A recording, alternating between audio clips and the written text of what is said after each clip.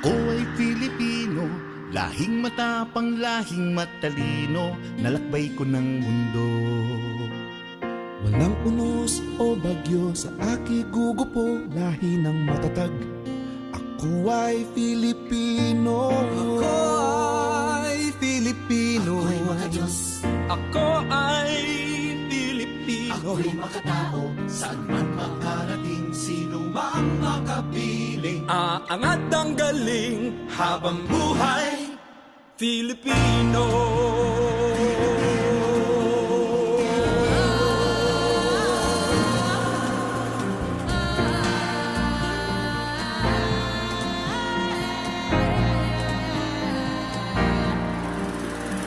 Tumbikot sandaang mga isla, magkakahiwalay ngunit nagkakaisa. Tahanan ng aming lahi, mga pook na aming ninimiti. puno ng kasaysayan, puno ng hiwaga. Sa mga lugar na ito nakatanim ang ugat ng pagka-Pilipino. Ako ay Pilipino. Ako'y makadiyos. Ako ay Pilipino. Ako'y makatao. Saan man makarating, sino mang makapiling. Aangat ang galing habang buhay, Pilipino.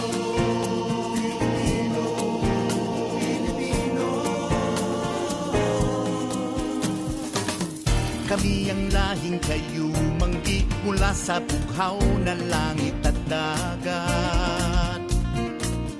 Mula sa pulang alimoy dugo, hinalo sa dilaw na araw at bituin. Yan ang kulay ng katatagan, yan ang kulay ng kahitingan, buong tapang na sumisigaw. Yan ang Pilipino. Ako ay Pilipino. Ako'y makadiyos. Ako ay Pilipino. Ako'y makatao. Saan man makarating, sino mang makapiling. Aangat ang galing habang buhay, Pilipino.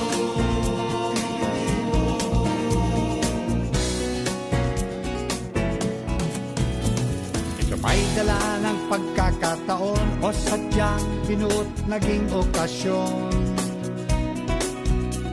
Pagdiriwang ang aming kasiyahan, ipinagbubunyi ang kalayaan. Pinupuri ang katapangan, Kapanganakan, pag-iisang dito. pagbabalik bayan o talino ng tatagisan. Ipagdiwang natin ang pagiging Pilipino. Ako'y makadiyos. Ako ay Pilipino. Ako'y makatao. Saan man makarating, sino mang makapiling. Aangat ang galing habang buhay, Pilipino.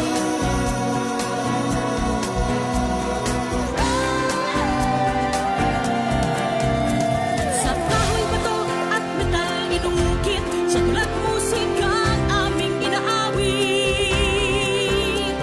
Mga aral mula sa aming ninuno, o panagoy ng umiibig na puso. Mga gawang kamay at kathang isip, mga bagay at obrang nilililok, pinipili at pinipino sa gisa namin.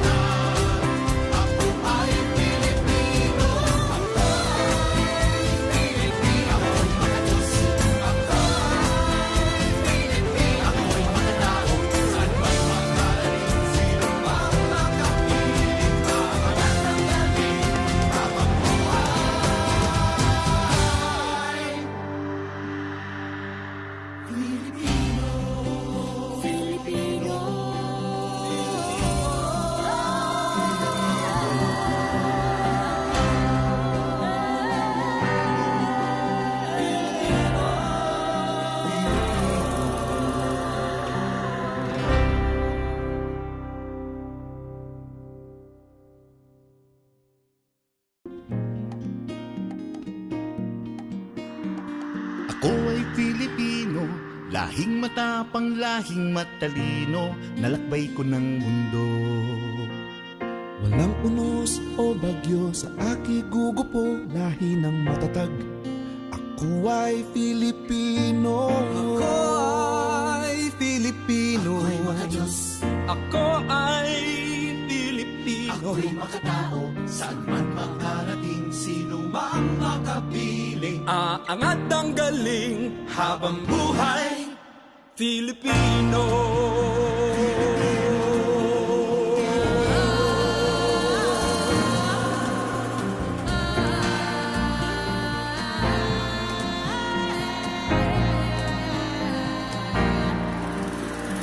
Tumpikot sandaang mga isla, magkakahiwalay ngunit nagkakaisa.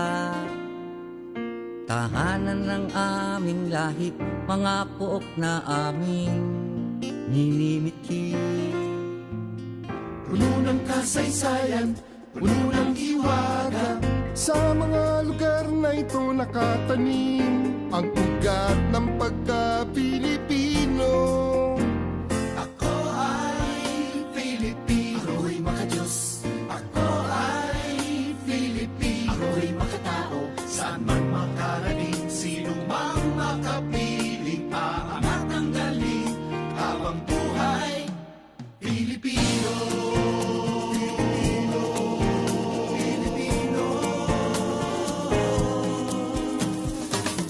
Kami ang lahing kayumanggi, mula sa bughaw na langit at dagat. Mula sa pulang animoy dugo, hinalo sa dilaw na araw at bituin.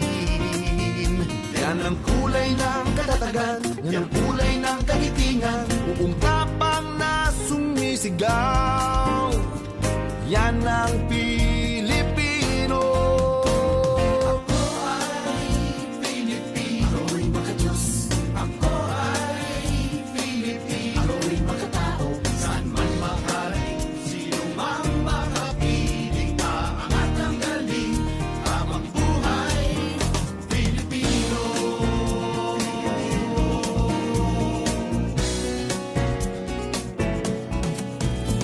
Ito may dala ng pagkakataon o sadyang binuot naging okasyon. Pagdiriwang ang aming kasiyahan, ipinagbubunyi ang kalayaan. Pinupuri ang katapangan, Kapanganakan, pag-isang bibig. pagbabalik bayan o talino ng tatagisan. Ipagdiwang natin ang pagiging Pilipino. Ako'y makadiyos. Ako ay Filipino. Ako'y makatao, saan man makarating, sino mang makapiling. Aangat ang galing habang buhay Pilipino.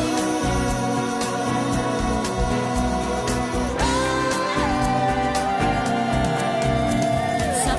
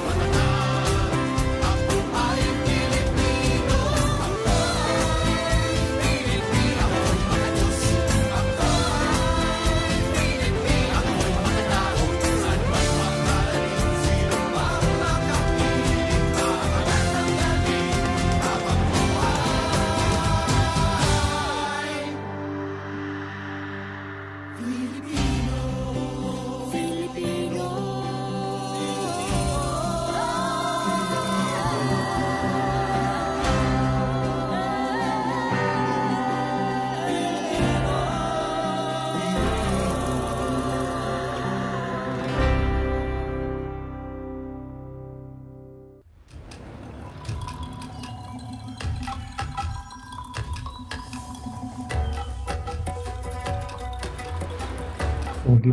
Meron po tayo ng Yan yung ano siya, ready, handa.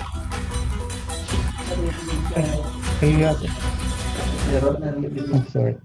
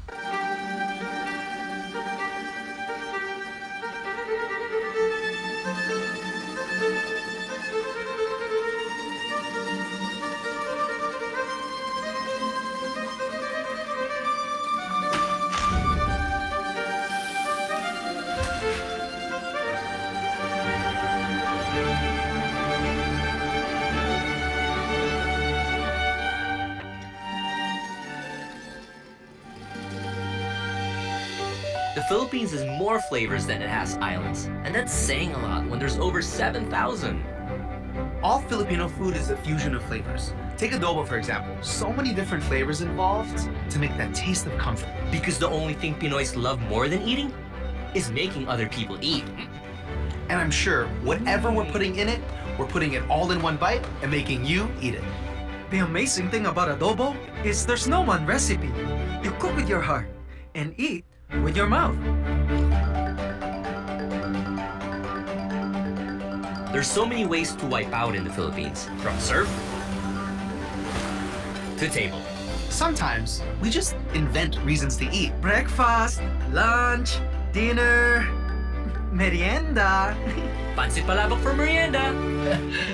Who's merienda? As with any pancit dish, the noodles are for long life. Long life, but not long hair. Hello, everybody. Good evening. Welcome to the webinar for today. We'll begin our program shortly and just wait for a few more moments for our guests to arrive. If you're joining us po from the Philippines, magandang umaga sa inyong lahat. And if you're joining us from North America and specifically Canada, magandang gabi po. Welcome. We'll begin the program shortly, and as I mentioned, we welcome everybody to this Kultura at Wika webinar, hosted by the Philippine Consulate General in Toronto in partnership with Katatubo Exchange Philippines. We'd like to welcome everybody to tonight's event. My name is Nastasia Ali, and I'm the host of the Exploring Filipino Kitchens podcast. I'm also going to be your moderator for today's webinar, which is Kultura at Wika, a webinar on Philippine Indigenous culture. This program is presented by Centro Rizal, Philippine Consulate General in Toronto, and Katitubo Exchange Philippines. Today's webinar is also in celebration of the Buwan ng Wikang Pambansa, which is the month of national languages, and National History Month, which are both events that happen every August. And we're also celebrating the International Day of the World's Indigenous Peoples, which took place earlier this month on August 9th. With that, we would like to welcome Consul General Orontes V. Castro for his opening remarks for tonight's event. Thank you very much, and welcome back again, Ms. Nastasia. From our webinar on Cook Along, now we are back in our another cultural activity tonight. Good evening, good morning, magandang araw po, at magandang gabi, magandang umaga sa mga kababayan natin, both from Canada and from the Philippines and elsewhere around the world. Esteemed guests, mga minamahal na kababayan, colleague in the Philippine Foreign Service, our distinguished leaders of the Filipino community, and members of the Filipino community. I am pleased to introduce to you our guest of honor, who is of excellent academic and professional achievements. His exceptional accomplishments are first place in the 1967 Philippine Bar examinations with a Master of Laws from the Harvard University, founder and senior partner of a law firm, co-founder and youngest law dean of the biggest law school in the Philippines today, the Arellano Law School in the Philippines. He is among the youngest delegate to the 1971 Philippine Constitutional Convention, author of the Ombudsman and the Miranda Doctrine in the 1972 Philippine Constitution, one of the awardees of the prestigious 10 Outstanding Young Men, or TOYM, by the Philippine JCs. In 1980, he established and led a successful business venture called Woodnor Capital Corporation and Brentwood Realty and Development Corporation. Last year, he presented his credentials to the Governor General of Canada as Philippine Ambassador. Friends, esteemed guests, mga kababayan, please join me in welcoming His Excellency Ambassador Rodolfo Dia Robles. Consul General Orontes Castro, Dr. Edwin Antonio, Ms. Anastasia Viola, Mr. Rogelio Batong Malaki, my friends, ladies and gentlemen. Good morning and good evening to everyone. I am delighted to be a part of this celebration of Buwan ng Wikang Pambansa, or National Language Month, together with Buwan ng Kasaysayan, also known as National History Month. This year's observations are unique as they come at a time when the Philippines is holding the quincentennial commemorations of its role in the first circumnavigation of the globe and the victory at Mactan. I take note that the theme for Buwan ng Wikang Pambansa is Filipino at mga wikang katutubo sa dekolonisasyon ng pag-iisip ng mga Pilipino. On the other hand, Buwan ng Kasaysayan carries the theme celebrating victory and humanity. These are two very fitting topics as we look back on the journey of the Philippines as a country and the bravery of our indigenous peoples in fighting for freedom. According to the United Nations Development Program, the Philippines is a culturally diverse country with an estimated 15 million indigenous peoples belonging to 110 ethno-linguistic groups. They are largely concentrated in northern Luzon, in Mindanao, and with some groups located in the Visayas area. I am pleased to share with you that the Philippine Constitution and the Indigenous Peoples' Rights Act of 1997 create a national framework for the recognition and promotion directed towards the realization of the rights of the indigenous peoples of our country. And today, we are still discovering the many aspects of the Philippines' indigenous culture and history. I'm happy to note the recent revival of interest in the traditions and practices that have been nurtured and shared by our indigenous brothers and sisters throughout our archipelago. Earlier this month, the Philippines joined the international community in celebrating the International Day of the World's Indigenous Peoples. Some of you may have already seen the significant shift toward sustainable production and how the unique, one-of-a-kind artisan items have opened new markets for Philippine indigenous products. I then urge all of you to support our indigenous groups as they bring their skills and their arts to new global and digital platforms. I thank the Philippine Consulate General in Toronto for organizing this webinar through Centro Rizal, Toronto, in partnership with Dr. Edwin V. Antonio, who is the founder of Katutubo Exchange Philippines. He is also a member of the advisory board of the National Commission on Culture and the Arts.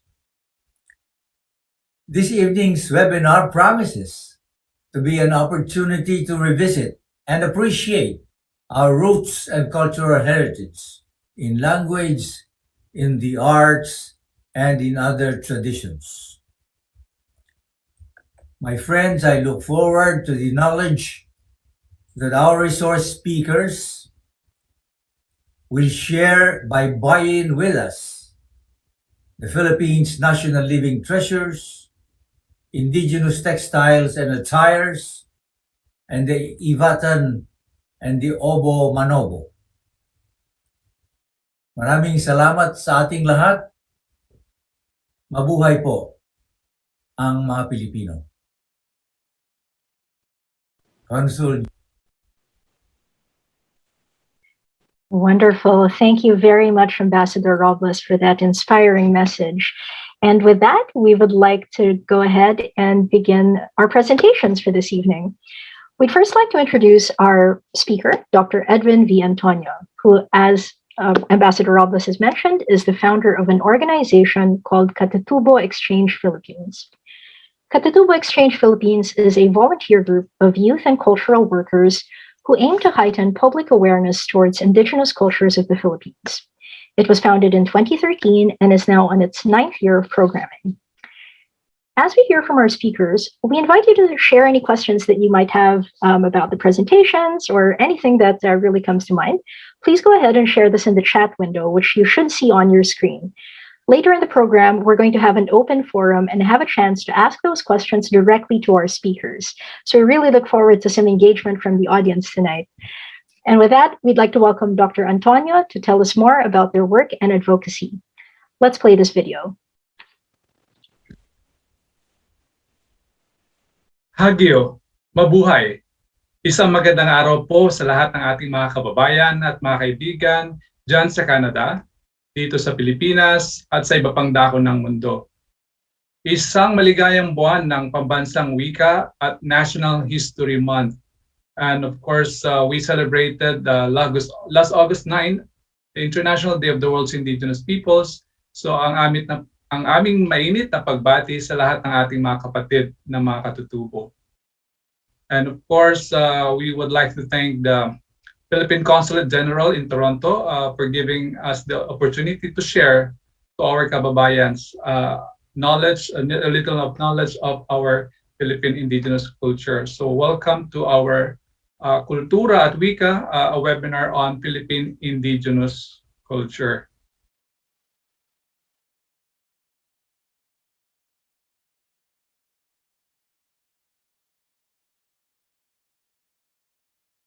Okay, by the way, I'm Edwin Antonio, the founder of Katutubo Exchange Philippines. No, this is our organization. It's a volunteer cultural organization composed of indigenous youth and cultural workers that advocates the promotion of indigenous cultural heritage as well as cross-cultural understanding. This is our logo and our slogan, Bridging Cultures, Building Future. And of course, we organized the annual cultural exchange program called Katutubo Exchange, and we held it uh, in August 10, 2013. Actually, we just turned 8 this year, and that was our first batch. We held it in Manila, and we invited some indigenous youth as well as children to join us. That was again in Metro Manila during the 2014 program of Katutubo Exchange. And on the third year, we had it straight in Manila, and that was in 2015. No? As you can see the pictures, as young as 8, 9, 10 years old, they already joined us. And of course, under the guidance of also an adult leader from their community. And of course, from Manila, we moved to Mindanao, that's Sarangani on the next picture. And of course, from Mindanao, we moved to Visayas, that's Iloilo province. And 2018, we had it in Ilocos Sur and Ilocos Norte.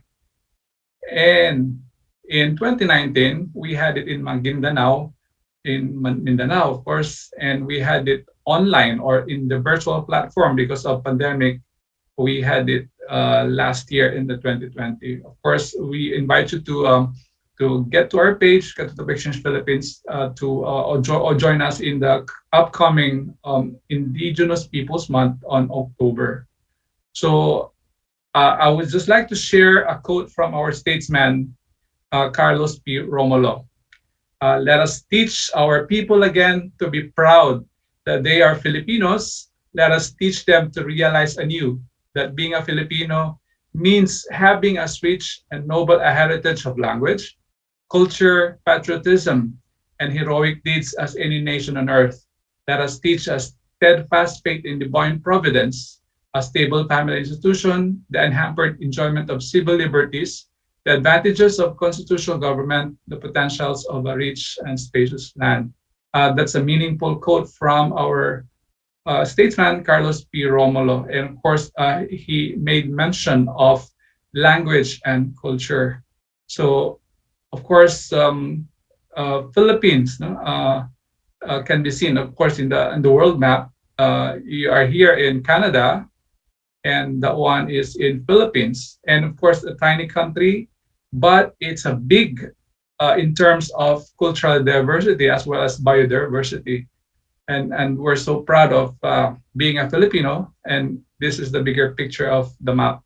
Of course, it's composed of 7,641 islands, and it's grouped into three major islands, Luzon, Visayas, and Mindanao. With that number of islands, we got a lot of, different ethno-linguistic groups.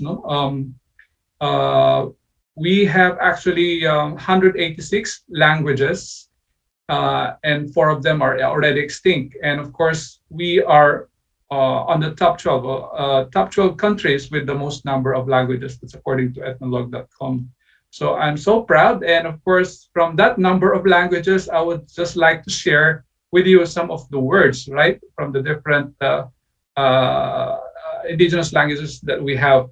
And we have to start with the phrase or the words, I love you or mahal kita, because that's very useful phrase for all of us to share to our loved ones. When you say I love you or mahal kita or iniibig kita in Pangasinan or from the Pangasinense, inaro taka. Again, you can repeat after me, inaro taka. That's from Pangasinan. When you go to the Isnag or Isnag communities of Payao, they would say Pianta. Pianta. That's from Isnag. And of course, when you go to Aurora province in Nueva Vizcaya, you can find the Ilongot or the Bungkalot groups, cultural communities. We have Katakitantaka. Again, let's say Katakitantaka. Okay, and then when you go up the mountain province, you can find the Gadang tribe or Gadang cultural communities. They would say Aangantaka. Again, Aangantaka. Okay, let's have more of I love yous in the different languages of the Philippines. When you go to the Benguet province or the mountain province, you can see the Kankanai group. They say Lalay Dexika. Lalay Dexika. Very interesting. And of course, Kapampangan in the central Luzon in Pampanga, they would say Kalugurandaka. Kalugurandaka. And when you go and visit the Kalinga people of Kalinga, they would say Pipioxika. Pipioxika. And of course, when you go to the Banawi rice terraces in Ifugao, the people there are called Ifugao. Of course, when they fall in love, they would say Penpenhuda. Penpenhuda. And for the Hiligaynon of Iloilo in Visayas region, they say Palanga Tagid Ka. Again, Palanga Tagid Ka. And of course, among the Tibolis of South Cotabato, if they would say Mahal Kita, they would utter Bong Nawa Hukon. Bong Nawa Hukon.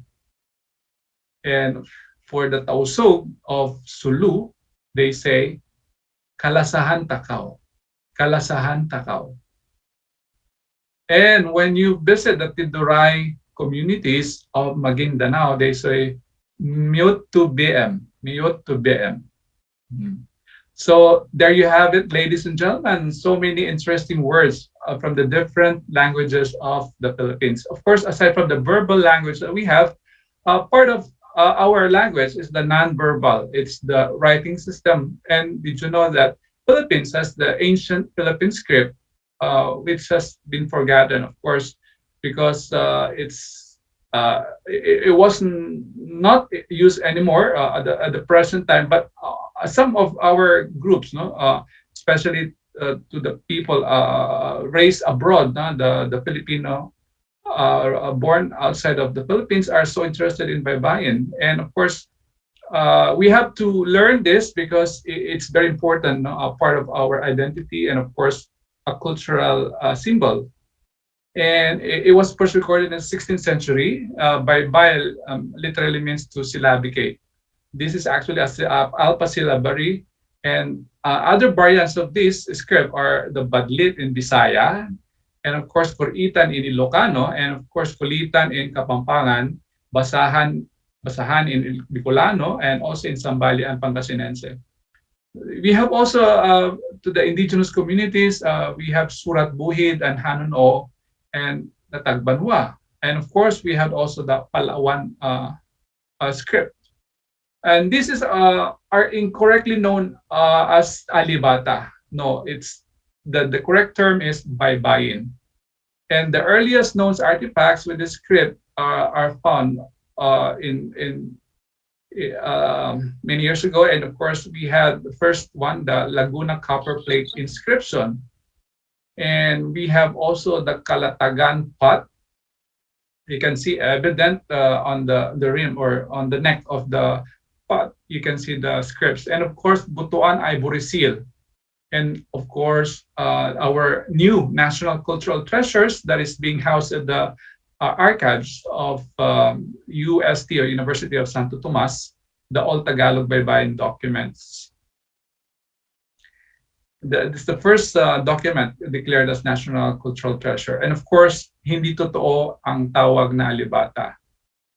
Ang totoong tawag ay dapat baybayin. Okay. And of course, ang ating malilikha ng bayan na si Ginao Bilog, no, from the Mangyan community was declared, no, as malilikha ng bayan for ambahan poetry. No? He writes the Surat Mangyan or Surat Hanunoo, and of course, directly on the bamboo tubes, no, he writes his poetry. So very interesting. But at this time, ladies and gentlemen, I'd like to share with you how to write the baybayin on the whiteboard. So this is how they write. You can follow me if you have pen and paper. You follow the alphabet from abacada. Okay, we shall start at a. Is like it's like a wave, right? You just form a wave going down and up, and then you have to place a mark here too. And another one is ba is followed with this heart shape. No, it's an inverted heart shape. So that's ba. And then ka is one wave on top, and the lower part is another one. Then you join on the middle. Okay, abacada, da is one wave on top. On the convex side, okay, you join another wave like this. By the way, the theory is like this writing system, the theory, it was patterned after the waves of the sea or the river, okay? And of course, there's also a theory that it's taken from the shape of the tacloba or the giant clams. Okay, and then da, after da is abacada, isang wave na ganyan, tapos ripple maybe on the bottom part, that's e. E can also be written as I, okay? E or I is the same because this is alpha-syllabary, so when you write that, it's the same pronunciation, okay? Then e, bakada e, ga. Ga is you form like number 3 and then another arc on this side. That is ga. And then ha is one wave like that. Simply like that, it's just a ha, ga, ha, e. We have the e or I there. We don't need to write it anymore. Just copy it and abacada, e, ga, ha, e, la. And then la is one wave on top, and then at the middle you draw a number 3 shape. That's la. La, ma. The next one is ma. One wave like that, and then pagdugtungin dito, that's ma. La, ma. And then na is next. One wave or one arc like that. And in the middle is you draw number 3 figure. That's na. Ma, na. And then nga is parang nakanganga. Okay, and then there's a tail like that. Okay, ito po yung nga, ma, na, nga. Then O is number 3 figure, right? Number 3, that's O. O. And then O is and U are the same thing. You write the O, the number 3, and then O pa. Pa is one wave like that, going up and okay. Then you have to mark it here. That's O pa, and then ra is the same with da. Okay, da. Para, and then sa is one wave like that, and there's number 3 at the end part. Ra, sa, and then ta is one wave like that. Okay, you can just follow me, and then form like a fishbone tail. Okay, ta, and then ra, sa, ta. U, you can copy this u, and then wa is one like that. Semicircle, and then ya is one wave. Okay, we're complete. And actually, when how do you read if you change the vowel sound? Like take for example the ba. You copy the ba. It's it's written like this. Okay, that's ba. How about if you change it to or be? Okay, you can put a mark or kudlit sa taas, no? Just remember that, di ba? Tutuldukan mo sa taas or put a little mark or kudlit, and that becomes the be or b. Okay, this is ba. And then bu is you have to place the mark at the bottom dito, and that's the bu or bu. Oh, but if it's a single, no, stand-alone consonant, no, na B, anong sulat niya? Ganito, no? Single B is you have to place a cross kudlit or an X kudlit or mark. That's the B. Kasi may mga words na ending with a B, taob, loob, something like that. So, and of course, when you pause, you have to place a slash na like that para sa comma. Tapos, pag period is you place double slash na ganyan. So, I think we're complete. Just copied it this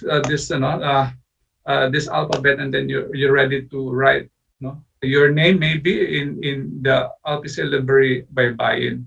Okay, thank you so much for following the demonstration of the Bayin writing.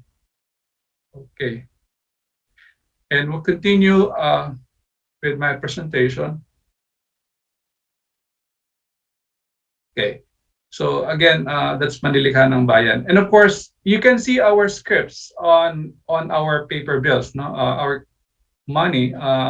This is a commemorative bill, no, of Lapu-Lapu. It's 5,000 bill, and you can see at the lower portion, no, there is a printed baybayin here, and it means Filipino. Same thing, no, with the specimen of the passport, no, copy, we have baybayin script also written there. Okay, we're done with the demonstration of the baybayin writing, and we move to the indigenous games. Did you know that I missed playing games like this, right? Arnis is our official martial arts sports in the Philippines, no? It's also known as Kali or Eskrima. And of course, it exists, no, from the different cultural communities of the Philippines. We have this, no? It can be played, no, with using the sticks or bladed weapons, no? But popularly known to have this sticks, no, two sticks, no, two players. Again, that's Arnis, our martial arts in the Philippines.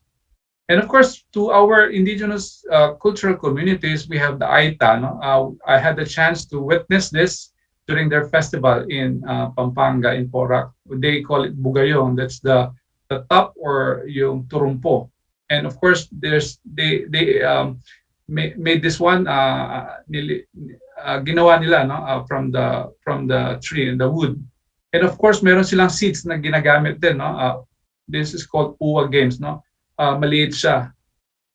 And of course, archery, very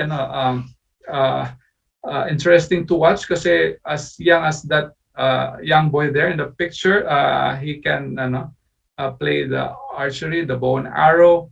And of course, the other picture is our delegates sa World Indigenous Nations Games sa Brazil. No? We had it in Brazil, and then it was followed by Canada, actually in Alberta. So we had some delegations coming from the Philippines. This is the spear throwing. No, he was from Ifugao, and this was the delegation of the Philippines during the Brazil World Indigenous Nations Games. This is like Olympics of the indigenous communities. And of course, this is the takyara, no, 3 feet high stilts, no, using wood or this one, no, as high as 3 feet high. So they had the contests among them, the young boys. And then after the game of the contest, he went back home using this stilts, no, ginamit pa rin niya kasi dadaan siya sa ng river. And of course, I think pwede rin natin gamitin pag may baha. If we have some floodings in our area, you can use that. But I don't know, it's difficult also to manipulate or maneuver this with the high, no? Kasi ang kabisado ko lang yung medyo mababa. I have not tried this one. And another game is Mali of Agta Dumagat of Quezon. Okay, this picture. And we have the Hinukting, no? Actually, I like this game, and it's very interesting kasi you have to fold your legs, no? Your knee actually, and then standing on one leg, of course, you have to bump. It's actually derived from tuwali, or hukting means to bump into each other. It's a kind of wrestling. It's a form of wrestling, and kung nahulog ka, of course talo ka. And of course, there's also punong braso, no? But this is different from hukting. This one is punong braso or arm wrestling. Popular among the Cordilleran people, no? Yung mga ganitong games. And we have the pudnok, no? It's a ritual, but it's also a game among men, no? During the harvest season, it's a traditional tagging game of Ifugao in the river during the rice harvest season. This is already inscribed in the UNESCO World Heritage List, no? As a representative of intangible cultural heritage of humanity. Okay, and then next one is pitio, no? You have some leaves, no, from the surrounding, and then they will pull you down, and then mag-uunahan sila, no, kung sinong unang makaka-complete ng isang course na ganyan, no. That's a pitio from the Panay Bukidnon Indigenous Games. And of course, we have also Bontoc Indigenous Games, palang a form of wrestling din, no. You have to bump into each other, no. Pero you have to carry, no, yung teammate mo, no. Tapos tutulakan kayo, no. And this one, another picture is parang is stanking, parang papaluin mo siya, no, on the here on the leg, no. And we have also some games, no, indigenous games from Sama Dilaot, no. Parang principle din niya kanina, no, unahan or a relay, no. And we have also games of Mamanwa and Matigsalo. It's like a rubber band game. And of course, meron sticks dyan. Of course, in the indigenous communities of Batanes, or the Ibatan people, they have the tataya. Tataya is taken from the waves of the sea, no? Kaya magkahawak kayo dalawa, tapos you have to complete yung paunahan kayo, no? Iikot kayo sa isang tao. And the other one is status relay na ayan, mag-unahan kayo na your feet and your arm na baliktad, no? And of course, these are very interesting games, no? Carabao race is very popular, and of course, Palo Sebo among different communities in the Philippines. And I think ito yung namimiss ko, no? Tirador, of course, tirador is kukuha ka lang ng rub, something like that, tapos meron kang a branch of a tree na Y shape, ayan. And then of course palsuot, and of course this one is a spider fight game, no. I think you have to collect the spider during the dusk, and then you have to house it in a matchbox, no. Meron kang coconut leaf na parang partition para patulugin sila. Pag gigisingin mo is tatapikin mo yung box para magising sila, and then you put them in the stick, and then they will fight. Okay, those are just some games na I've been missing. Meron pa yung shato or kudkudisi, shatong, no? 2 sticks, no? One small and then the other one is long. Then you have to hit the small one with the long stick. That's a shatong. National Living Treasures of the Philippines is the most prestigious award, no, for traditional artists, no. This is the counterpart of the National Artist Award, no. It's the 4th highest award given by the state, no, to an individual. So I'd like to introduce to you our National Living Treasures. I've mentioned a while ago, who is a poet, and of course he writes surat mangyan, si Ginaw Bilog. And That's the Oriental Mindoro. Another one is from Brooks Point, no? Palawan tribe is Masino Intaray. He's a musician, a storyteller. And another one is Somawan Sulaiman, no? A musician from Maguindanao. Kuchapi, very good in Kuchapi. And of course, Master Weaver of the Tinalak from the land of the Dream Weavers in Lake Cebu in South Cotabato, Lang Dulay. And of course, Inabal Weaver, no, the textile weaver or abaka, no, ikat. Weaver from Basalan Davao, those were Salinta Monon. Another one is from Kalinga, musician and dancer Alonso Saplag. And from the Visayas region, we have Federico Caballero, epic chanter from the Sulud Bukidnon community. And of course, we have here in Basilan, a musician from the Yakan, Uwang Ahadas. And another textile weaver is Darhata Sawabi from the Tausug of Sulu. And metalsmith, no, in Pampanga is Eduardo Mutok. And this one is Tepumat Weaver from the Sama group, Haja Amina Api from Tawi-Tawi. And of course, siya po ang gumawa ng aking suot na katukong or the gourd hat, si Teofilo Garcia from Abra, is an Ilocano. And another one, of course, another Ilocano, Magdalena Gamayo, textile weaver, at siya po ang naghabi ng aking damit na Inabel I'm wearing right now. And she just turned 97 and still nagtuturo pa rin siya. And of course, ang Balang Ausalin, tenon weaver from Yakan, ang Balang Ausalin in Basilan. And Estelita Bantilan, mat weaver, Blaan tribe, no, Malungan Sarangani, Igam weaver. And this one is for Yabing Masalundulo, Ikat weaver, Abaka, and from the Blaan tribe, no? Pulumulok, South Cotabato. But we're good to inform you that she passed away, I think last January. And I have a message from our very own Manlilikanang Bayan Magdalena Gamayo, straight from her center in Pinili, Ilocos Norte. Listen. Isang magandang araw po sa inyong lahat, sa ating mga kabayan na nasa ibang bansa. Kinararangal ko pong ipakilala sa inyo ang ating minamahal na Manlilikanang Bayan o ang ating National Living Treasure, si Ginang Magdalena Gamayo. Siya po ay isang dalubhasa sa paggawa ng Inabel. Ang Inabel po ay isang tela dito sa Ilocos region. Siya po ay gumagawa nito at kasalukuyan siyang gumagawa. Ito po si Nana Daleng, kablawan tayo po ni dagitoy kabsa tayo ken dagitoy kailian tayo ditoy balasiti tao na.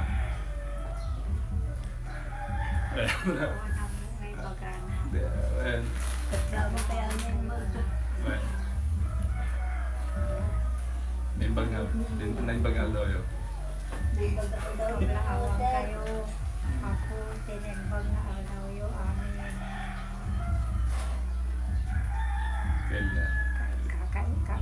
Kailian, sumadispensalo mo ako ko. Kabawaksan. Di ang buti salita, kadispensalo ka, kabawaksan na isang salita. Kablaawang kayo amin, sa napada dito ako.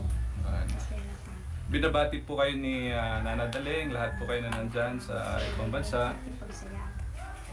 Siya po ay 73 taong gulang at siya pa rin po ay malakas at siya po ay abala sa paggawa ng Inabel. At kasalukuyan po siyang sinusuklay yung sinulid para sa kanyang sa Inabel. So, yan po ang ating Manlilikanang Bayan, Magdalena Gamayo, dito po sa Lumbaan, Bikbika, Bayan ng Pinili, Ilocos Norte. Maraming salamat po. By the way, she just turned 97 this August 13. And again, ito po yung mga gumawa ng aking kasuotan, katukong, Teofilo Garcia at Magdalena Gamayo ng aking Inabel Barong. And of course, meron siyang weaving center at saka meron siyang marker at the Gamaba Cultural Center in Pinili. And of course, ito yung winning design na inubo na sabong, the red textile, no, a cotton textile. And of course, these are her students and learners, of course, co-weavers also. And this one was in 2020 March, before the onset of the pandemic. She received another award from the Go Negosyo, Women of Impact Awards. And of course, she participated where I also assisted her during the forum on Philippine Indigenous weaving in Metro Manila, together with other Malilikanang bayan. And I'd just like to show, because of the proliferation of the counterfeit Cordillera weaves, I'm showing you the swatches of the different textiles of the Cordillera, taken from the Nardas shop in Baguio City. So these are just some of the textiles of Cordillera, and I'd just like to show you the attire of the Ifugao. This one on the picture, of course, it's called alampay, is the wrap around tapis, or the wrap around skirt is called alampay. And of course, there's belt, and of course, it's partnered with the white blouse. And this one is from the Tingyan of Abra. This is called kinamayan tapis, or wrap around skirt, partnered with white blouse. And of course, the tapis, or the wrap around skirt, that's embroidery. You can see a figure of frogs, and of course the rice, and of course the hands. Okay. And this one is coming from the Apayao, or the Snag community. It's sinulpo, the blouse, the green one, and the blouse comes in different colors, like green, maroon, or blue, and there should be a waistline of red, and of course the belt is called kiskis, and this one, the tapis, or the wraparound skirt, is called donaig, and of course it has also embroidery. And this one is from the Ibaloy community. This is the female attire. The blouse is called kambal. The tapis, or wraparound skirt, is called divet, and the headdress is called shinget. And the G-string, or the loincloth for the Ibaloy, is called ubal. And there you have it, ladies and gentlemen, the Cordillera weaves, and of course the traditional attires of the indigenous communities of the north of the Cordillera. Again, maraming salamat po, and Diyos mamahes. Tapos na pala yun as participants. Wow, that was amazing. Thank you very much, Dr. Antonio, for that incredibly informative and inspiring presentation. I hope that, I'm sure everybody learned a lot from that, and will continue to learn moving forward. So thank you again very much for sharing that. If you have any questions, please feel free to type them in the chat, and we will get a chance to ask Dr. Antonio later on. So we're going to move on to our next presentation, which is from Mr. Rogelio Igdong Batong Malaki, for his presentation called An Introduction to Obo Manobo Culture. Let's watch this next video. Before anything else, allow me to greet each and every one of you. Mapion Solong. It is an Obo Manobo greeting of good morning. Indeed, it is an honor and privilege for me to share and discuss with you some insights and information regarding the Obo Manobos of Cotabato Province, their culture and heritage. The title of my presentation this morning is A Voice from the Foothills of Mount Apo,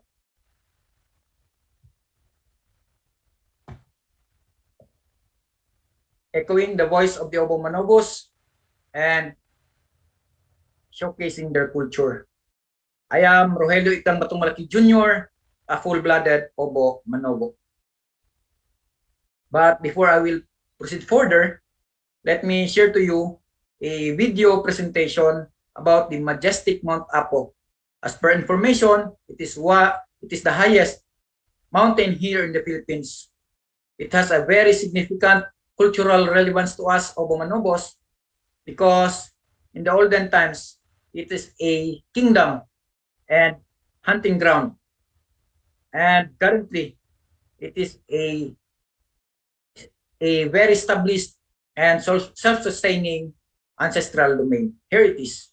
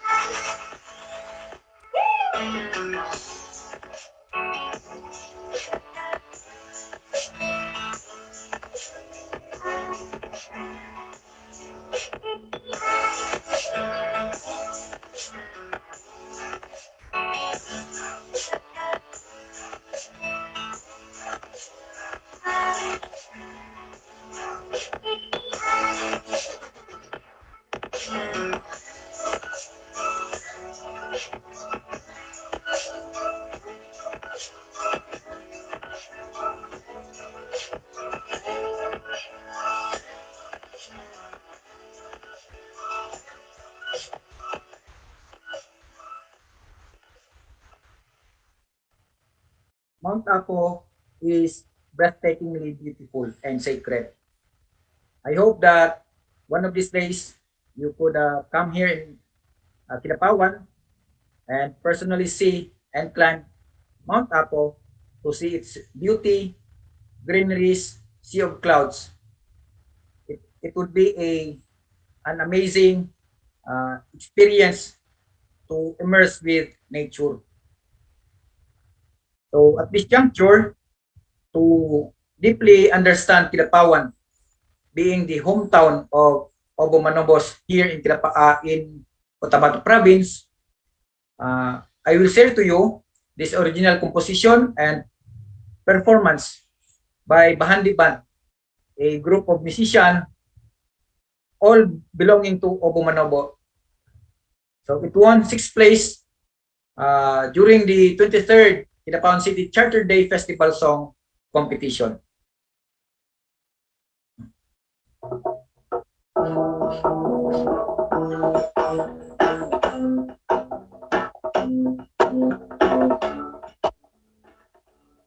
Ligandang pupuntahan sa lugar sa pinakawan. Ang daming mga puno at pasyalan. Dito rin makatuwan mga taong nagmamahalan at nagsasayawan dahil nagkakasila ng Kidapawan.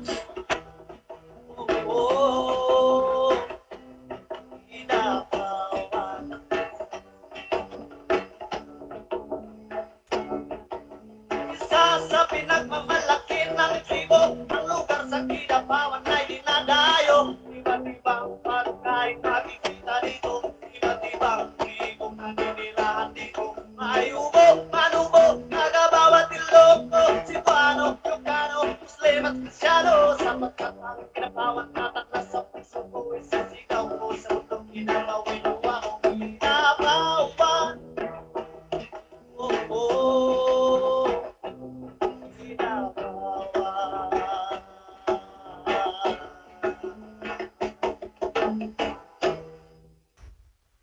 Truly, the indigenous youth are innately gifted with talents and skills, and they only need opportunities for empowerment, showcasing, and development so that they could unleash their hidden potentialities. To top it off, let me share to you this Obo Manobo version of a very familiar nursery rhyme, the Itsy Bitsy Spider. We call it the Sokno Kowewang.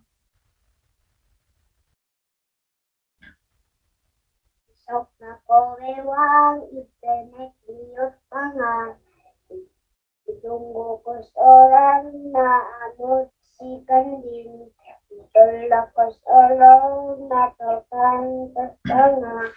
Isok na kawewang oraroy noha. It is a very wonderful sight to see. Indigenous youth and children being proud of their cultural roots, embracing their cultural heritage, and learning their language.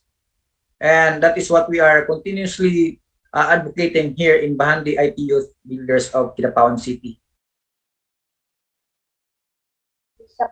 Now, let us go to the main topic of this presentation, and that is who are Obo Manobos.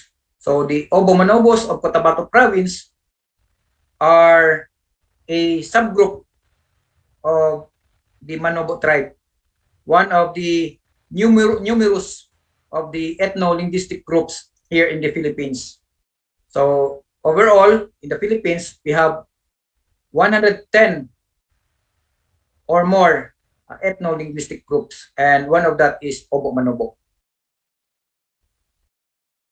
So we are one of the more than 18 ethno-linguistic groups that can be found here in the island of Mindanao. We are self-sustaining and peacefully living in our respective territories. So as you can see, there's the image of Mount Apo, and Mount Apo being significantly relevant to us Obo Manobos as far as culture is concerned.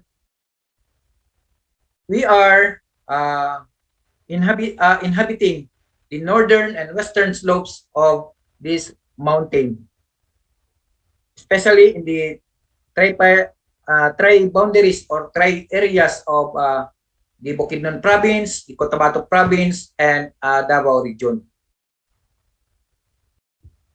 So these are our tribal dresses and accessories. So as you can see, these are very colorful. For us Obo Manobos, it is very sacred and important to us, considering that it is part of our cultural heritage. The design, the color, bears the identity of the wearer or the donor. So at this juncture, ladies and gentlemen, let me share to you this Obo Manobo version of Panatang Makabata. It was shown during the celebration of the National Children's Month here in the Philippines.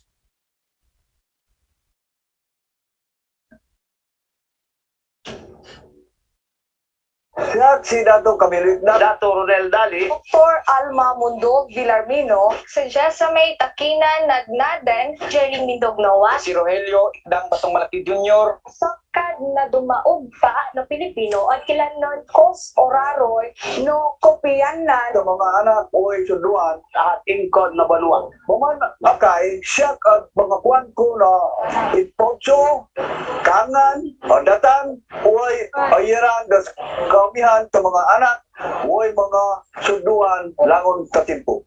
Dondan kaskandin na pinta, kaminuan, pamanan, at pamakayon, batasanan, kandin na kaugpa, at duwan sari awara. Amay at kasarolan, kaskahan, to mga anak, way suduan. at pamakayan noong nood kahadaman, don inis langon, at lapawoy kabagayan. Toongat no ingawalon, amay at kayag tumapiya. At kaudsu, kas nasaralan, kagaha, way katuigan. At kangan, Tanda na mga buso, karaptan. makaamong doon kapungan sa mga anak, kung suduan. At karapitan, way katabangan, at ang gobyerno, langon na timpo. Tabang tamanama, itaaw ko, kaay tupuso ko. Way at pungan ko inis langon. Paman ka mga anak, suduan ka sa kalmanan, ta at potso takagana, bunwa.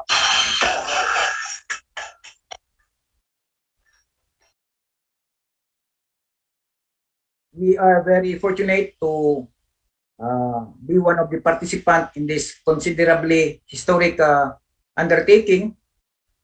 It highlighted the commitment of the Obamanobo in protecting the rights of the children, as well as in cultural development, particularly language promotion and development. So looking back into our story as a people, prior to colonization, we Obomanobos had our indigenous society, leadership, governance, and political structure. So on top of these different structures, we have the Datu as our headman. He is the arbiter, the mediator, the provider, the peacekeeper, and an important religious performer. So in other words, the Datu performs the executive, legislative, and judiciary functions. And at all times, he must prove that he is worthy of the title.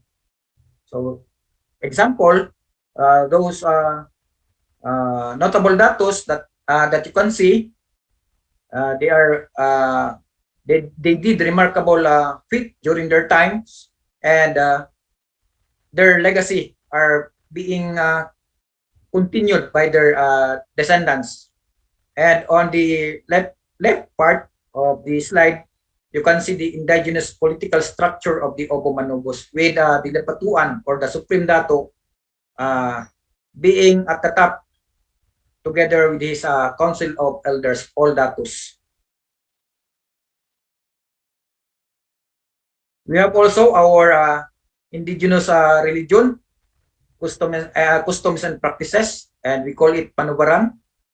So it is noteworthy to share it here that in one of our municipalities here, they enacted an ordinance recognizing, protecting, and strengthening the customary belief practices of the Obomanobos, especially the Panubaran. So we have also our customary justice system called Povian o Igantangan. So it is anchored on the delivery or the exacting of fair and equitable justice to the concerned. It is a win-win solution between the parties offended as well as the offender, because everything are being resolved peacefully with the mediation of the different tribal leaders. As you can see here, different tribal leaders sitting side by side, talking and discussing with each other to resolve pressing issues that are besetting their at their midst, in their midst, I should say.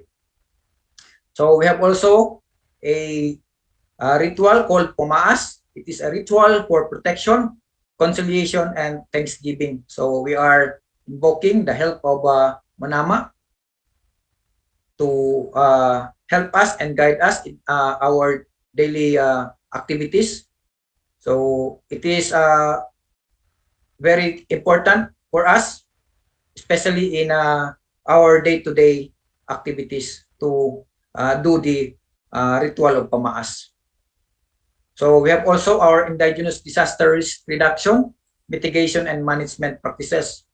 So during the olden times, we based it on the predictions of the Anituon or the Babaylans, priests or shamans, as well as in observing our environment, the plants, the animals, especially particular their movements and their actuations or behaviors. So I will share to you that indeed indigenous peoples only comprise 5% of the total world's population, but we protect 80% of the world's biodiversity. So if we want to address climate change, we want to get solutions on our pressing environmental problems, then we can join hand in hand with the indigenous peoples because they are very good at that aspect or matter. So we have also our unique and distinct language, and now I will be sharing to you this video presentation. Kumain na tayo. Let's eat now.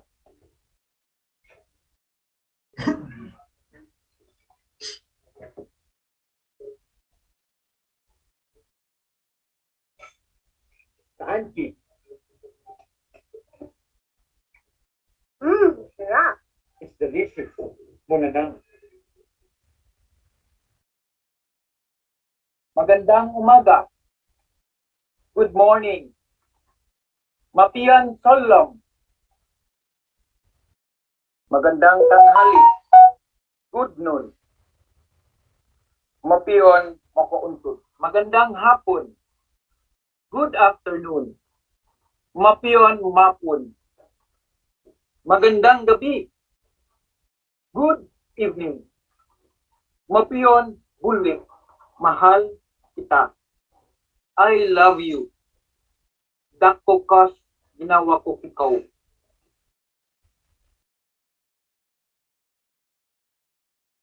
I hope that you get something from our language, especially the simple greetings.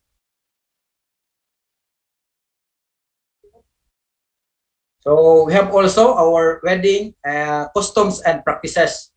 So our wedding is very conservative and festive. So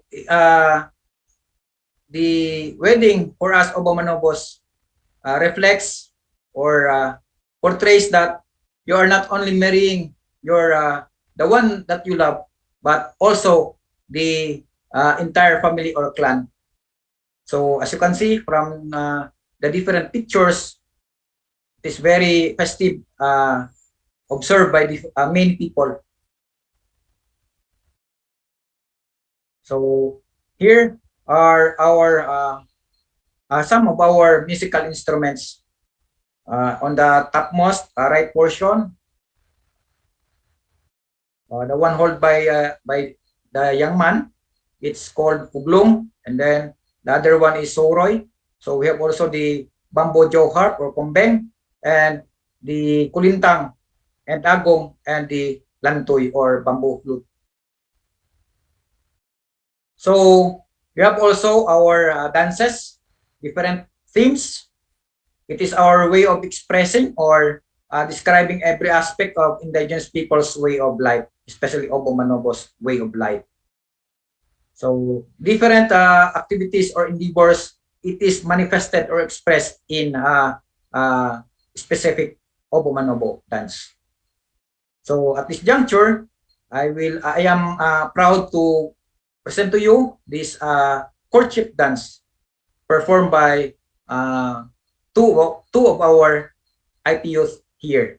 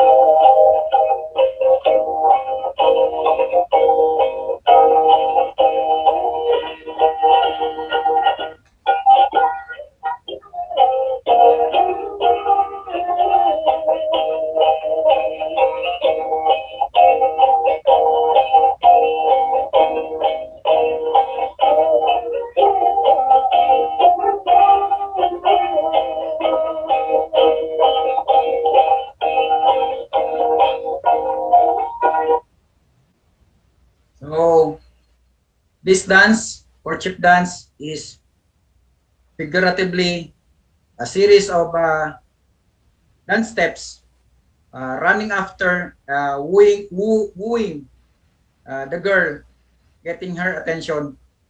It will only end when the boy gets her attention as well as her love. So for us, Obong Manobos, land is life. So we really take pain in protecting, conserving our natural resources. But sad to say, land is getting scarcer right now with ancestral domain becoming industrial domain. So that's it. This is the end of my presentation.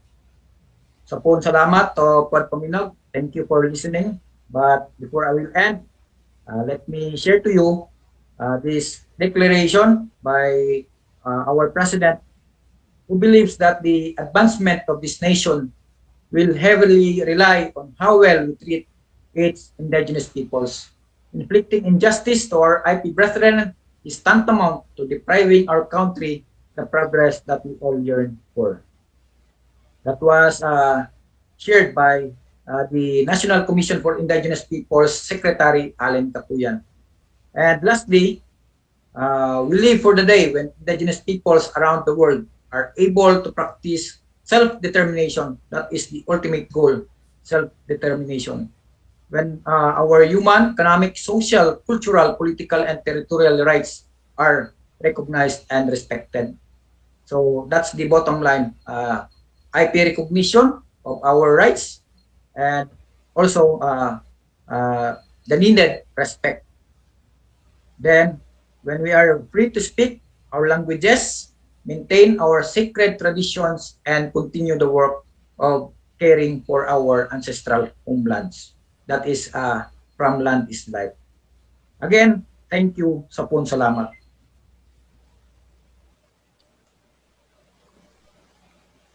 Wow, that is incredible.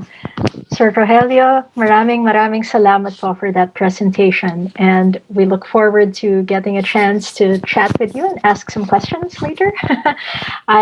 Everything that you're talking about in your perspective is very important for us here in Canada, as well as for people in the Philippines to learn about and appreciate, because the richness of of the different cultures across the country is really something that I think we can all be better at in recognizing and supporting the groups that are the keepers of those cultures. So thank you very much, Bob. With that said, we would like to acknowledge that we may be running a little bit over time for today's presentation, but we hope that you'll join us until the end. And as I mentioned, please stick around until we do the open forum for a chance to ask further questions from our speakers today.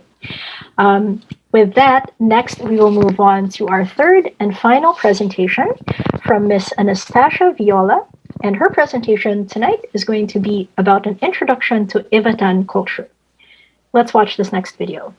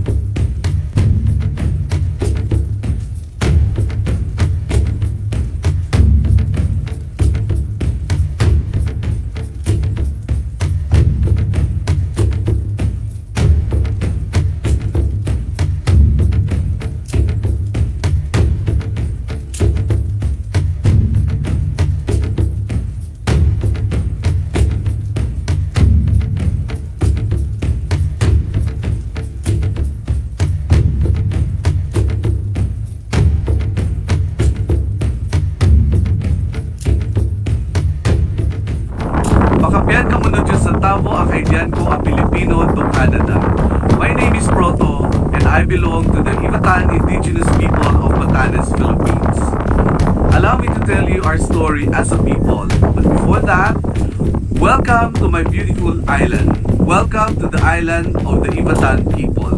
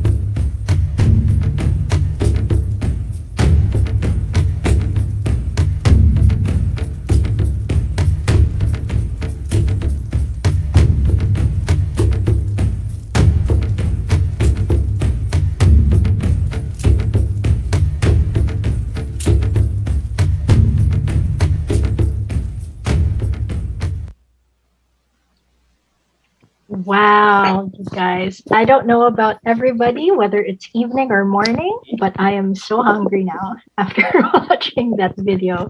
And hungry not just to eat, not just in general, but hungry to learn more about these amazing cultures that I think we all are very interested in learning about, and being able to support the communities that are doing this on the ground in the Philippines, like Katatubo Exchange Philippines, is really showing us these opportunities for us to connect with our brothers and sisters, even though we're halfway around the world. So we want to say thank you again very much to Miss Anastasia Viola and her team in Batanes for doing that.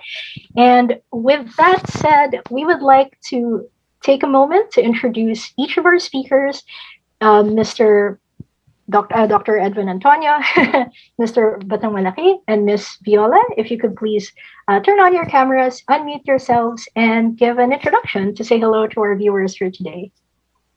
Yes, thank you very much, Ms. Nastasia, and thank you very much, Philippine Consulate General of Toronto, especially Honorable Orontes Castro, our Philippine Consul General. Maraming salamat po, sir. And of course, pagbati po rin sa ating His Excellency Rodolfo Robles, our Ambassador to Canada. Maraming salamat po, and the whole team of our Embassy and the Consulate General dyan sa Toronto. Maraming salamat po for this opportunity. Magandang umaga po sa inyong lahat from the Philippines, and magandang gabi po dyan sa Canada.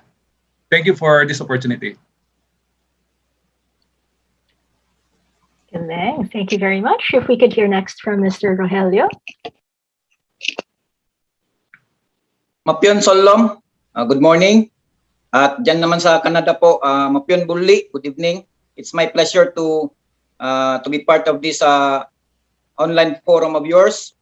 Thank you very much to Consul General Orontes P. Castro for this opportunity, to the Consulate Office of Toronto, as well as to His Excellency Rodolfo Robles, the Ambassador to Canada, to you, Ma'am Natasha, for your frontline initiative, also being the moderator, to Dr. Antonio.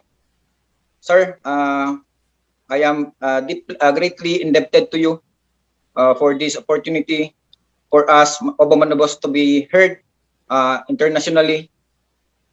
And to Ma'am Natasha Viola from Batanes, and to my colleagues from the Bahandi IT Youth Builders. The president is around.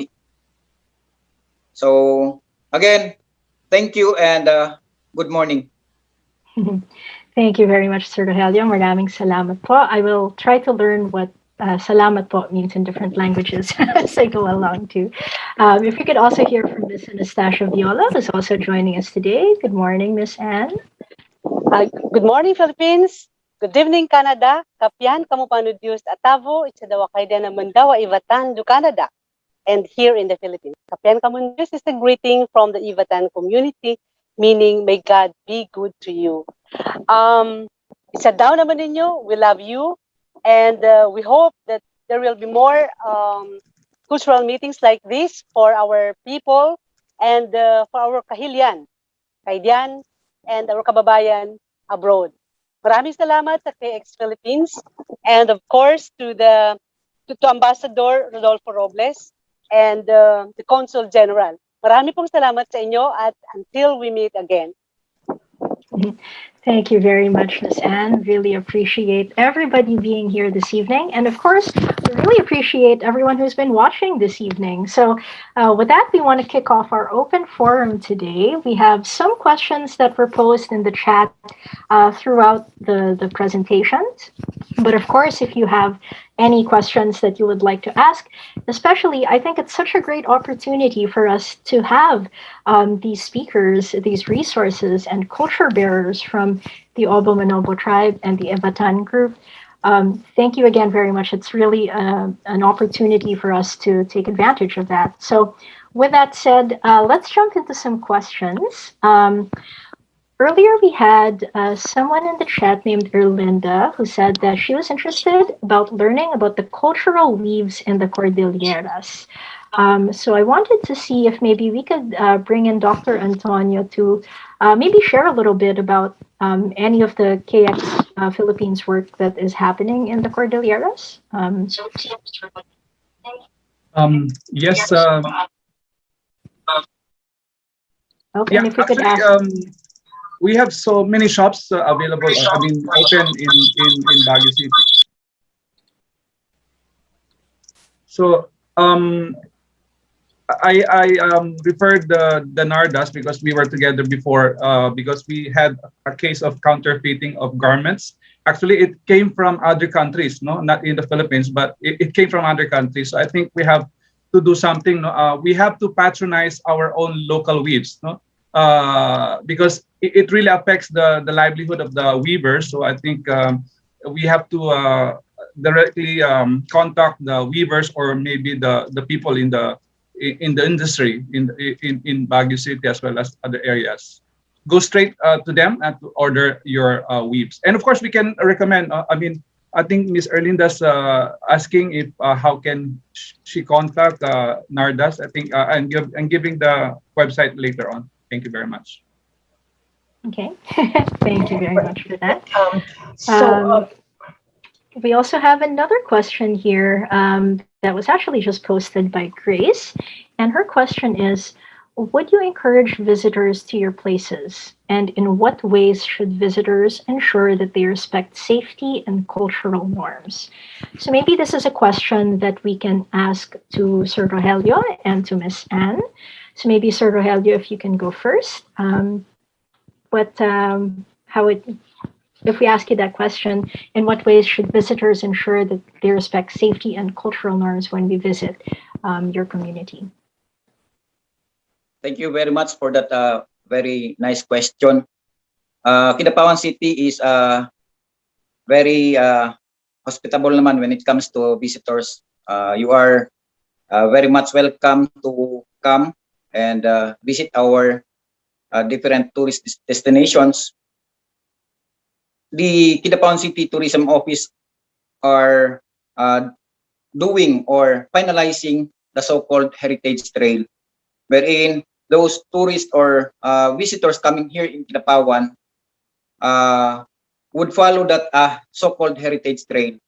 So you will be guided along the way to observe cultural norms, to accord respect as far as culture is concerned. So hindi ka naman matatakot na you will not be afraid to trample on some cultural aspects because you will be guided by the tourism staff and officials. Then I, for one, could guide you and assist you whenever you will come to Kidapawan. We will be much willing to attend to you, to assist you, to tour you in different cultural destinations here in Kidapawan. That's it. Thank you very much. We will, I'm sure some of us will take you up on that offer sometime. We look forward to visiting places in the Philippines when the travel is open up. Could we ask the same question also to Miss Anne if she is here? Yeah, thank you for the question. Like any other cultural community in the Philippines or elsewhere, Batanes is very warm and hospitable in receiving visitors. One thing to do in Batanes, what you should do when you come, I love the tagline that says, when in Batanes, be honest. So there are cultural sensitivities here. Of course, the Ivatans or the people of Batanes, the indigenous cultural community here in Batanes, have several sensitivity to its culture. To respect it is to know what are these taboos. So before coming here, you can visit the website of the provincial government of Batanes, especially that of Breathtaking Batanes, the provincial tourism section, so that you will be properly guided what to do, what to observe, and what you should enjoy in staying in Batanes. Thank you. Wow, thank you very much for that, Miss Anne. And I guess I would also like to just mention a few of the comments that we're coming across in the chat in case some of our viewers are not able to see the chat. So we have one comment from Jess, who is based in the United States, and she shares, "Thank you so much for sharing, Sir Rogelio. I'm interested in how we can continue to support and continue to follow your mission, as she shares the same perspective in how we need to recognize the importance of our land and culture." And I guess that's a question as well that I would like to pose to all three of you, Dr. Antonio, Ms. Anne, and Sir Rogelio. What is the best way for us to continue to support you in your work and to follow your mission? Maybe we can start with Dr. Antonio, and that's also a nice invitation for us to stay connected with Katatubo Exchange Philippines.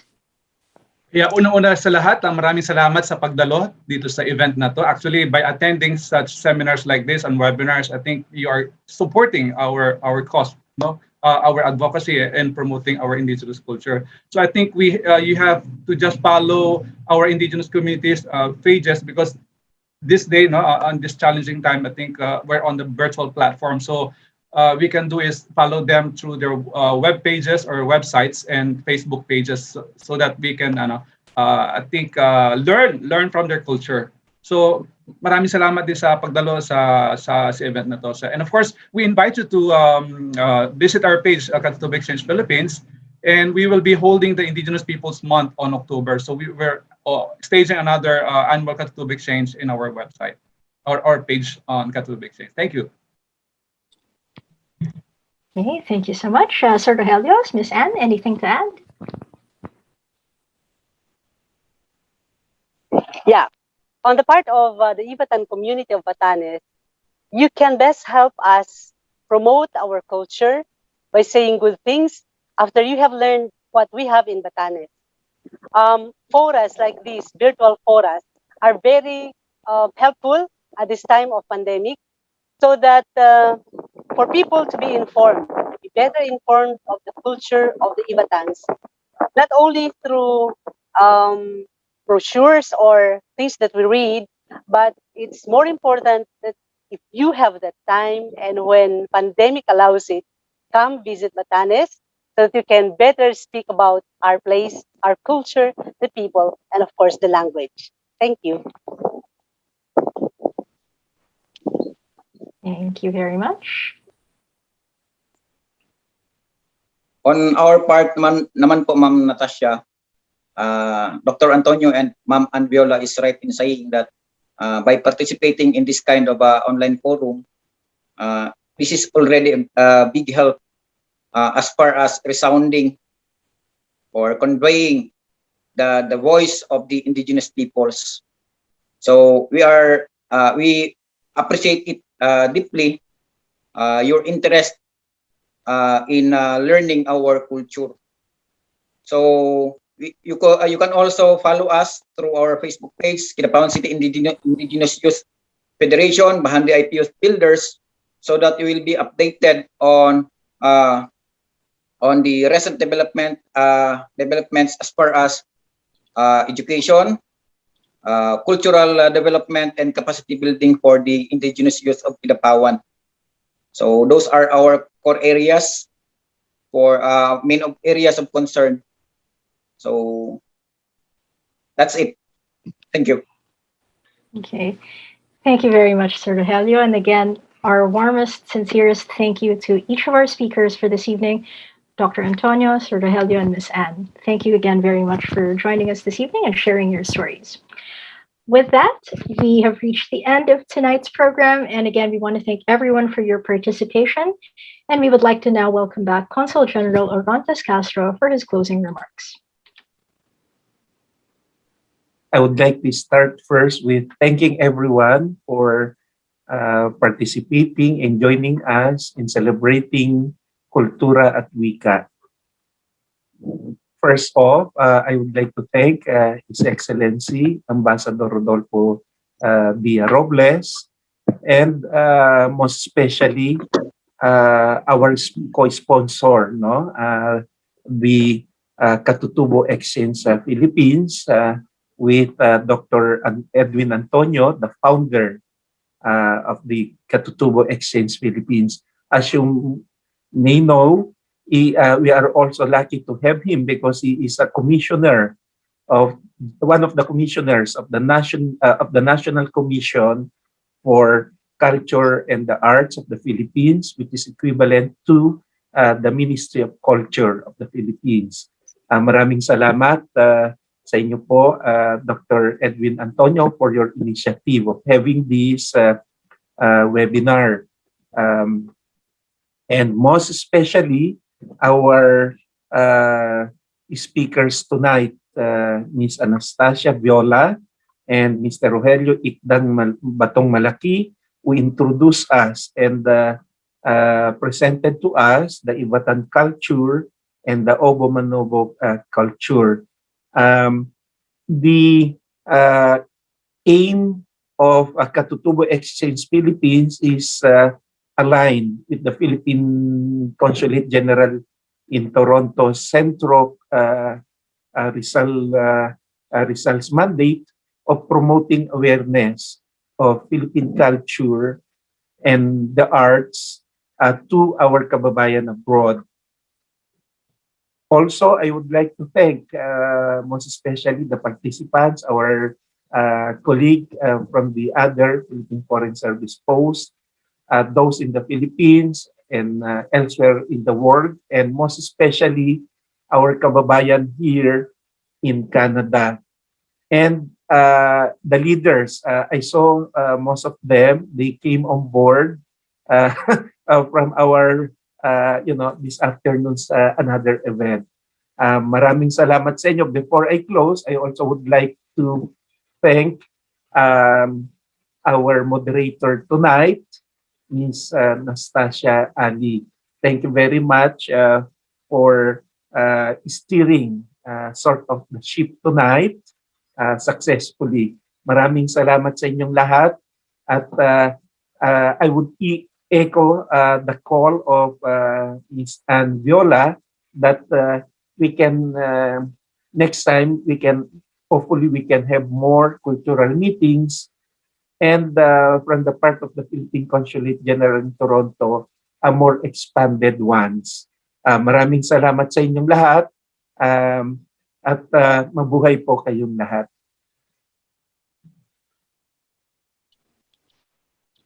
Thank you very much, Consul General Castro.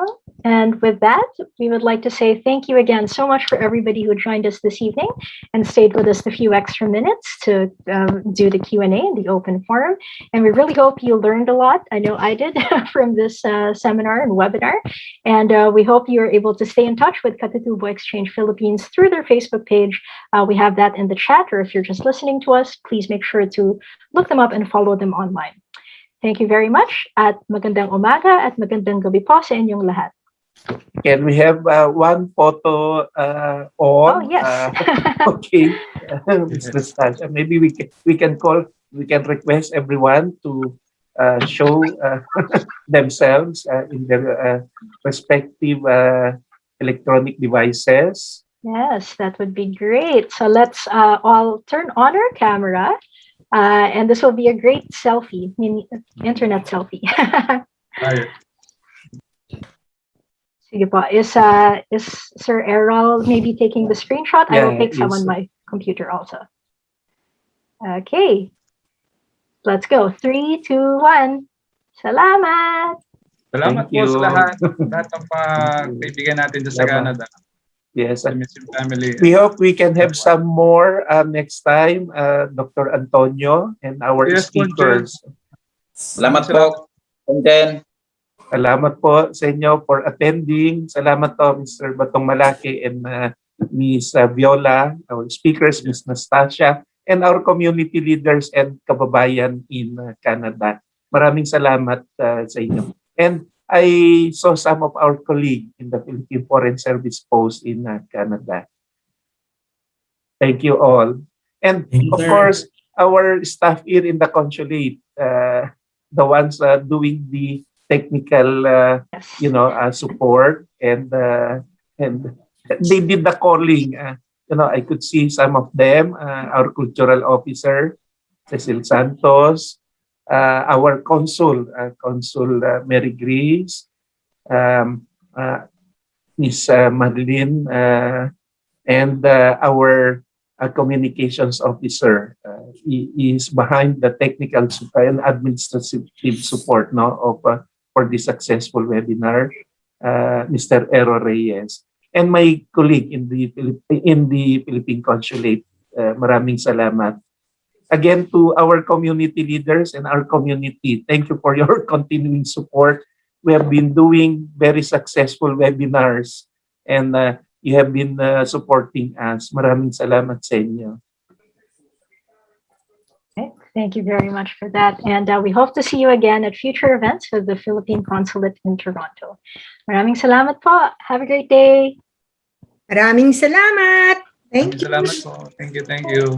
Ingat po kayo Maraming lahat. salamat Stay po. safe. Maraming salamat. Thank you. Thank you.